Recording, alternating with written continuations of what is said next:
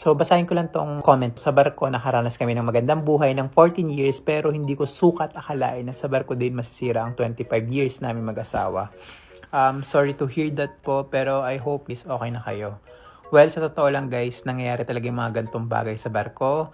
Karamihan, hindi naman lahat, pero mas marami akong alam na storya na, alam mo yun, na ganito talaga yung nangyayari sa barko. Siguro hindi lang naman sa barko, pero nung first contract ko kasi, parang na-culture shock ako. Parang, alam mo yun, sabi ko, shit, di ba may asawa to? Di ba, yung may mga anak na to, di ba may asawa to, di ba may girlfriend to, pero pag sa barko, meron din sila, alam mo yun, kaya minsan nakadepende rin talaga dun sa circle of friends nung crew member na yun, kung pagsasabihan or kukonsintihin pa, kasi may mga ganun talaga kinukonsinti pa.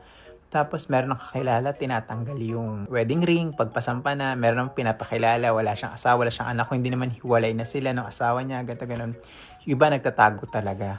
Kaya dun sa mga babae na sasampa pa lang, hanggat maaari sinasabi ko lagi na be extra careful, guys.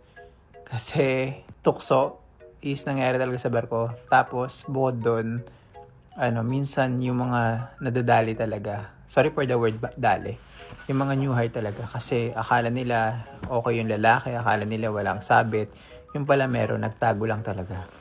So yun, sana hindi ma-experience na ng iba or sana hindi mangyari sa inyo.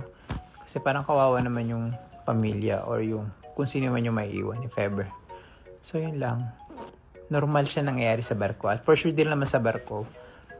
Pero marami talaga akong alam or mga naririnig na mga kwento sa barko.